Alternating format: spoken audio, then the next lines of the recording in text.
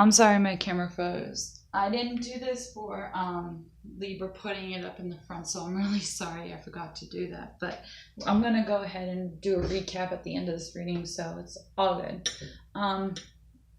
So it's chakra clearing and letting go. That's really what the energy of this full moon is all about. Is a good majority of what it is all about is just clearing away with the old, beginning anew and fresh start with the new. And it's a very emotional process. It's a lot harder to do on your own than it is if you were to go to a spa, or some kind of place where they do it energetically for you through Reiki. Reiki's like awesome. But you could do it on your own, but it is a lot harder. There's a lot of research involved. I'm doing it right now, and you have to make it a ritual, a daily practice. And that's one of the things that I find the most hard, most monotonous thing to do. But you just got to do it, whether you like to or not. It's just one of those things that you have to get down and nitty gritty and be able to look yourself in the mirror and say, I am special. I am a powerful and intelligent human being. How often do we compliment each other? How often do we give ourselves a pat on the back, So, this is a good modality if you're into spirituality. It's a lengthy process and it's time consuming, but it's worth it to recharge your batteries in the end.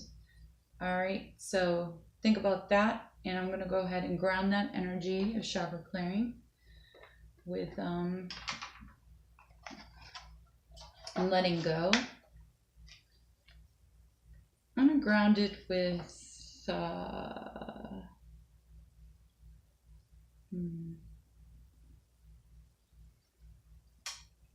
this tiger's eye.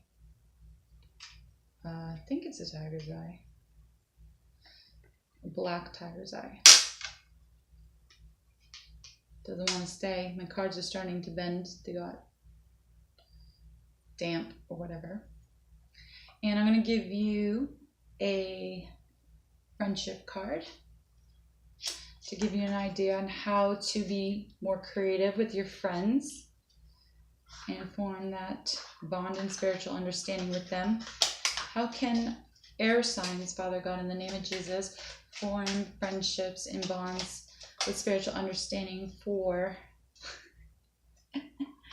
It's funny because I just got the cards, and this is one of the things I've been talking privately with my boyfriend about, is friends are from Mars. Spirituality, for some reason, we've been thinking that it might have to do something with aliens. Although there are many books and seminars for couples to improve their communication and expectations of their relationship, friendships are rarely approached with this level of awareness.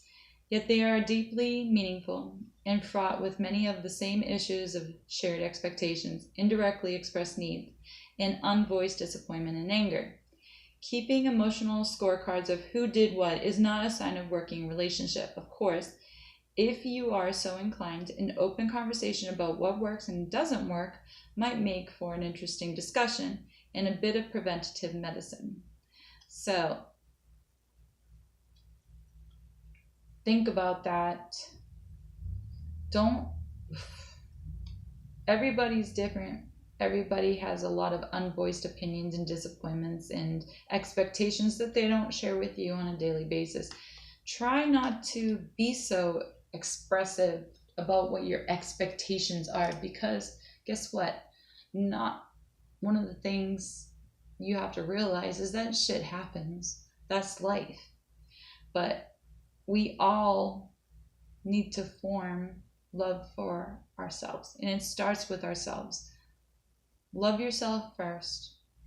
Notice that everybody's different, and that even the most unexpected characters in life have a purpose, have an existence for a reason, and they are essential to the circle.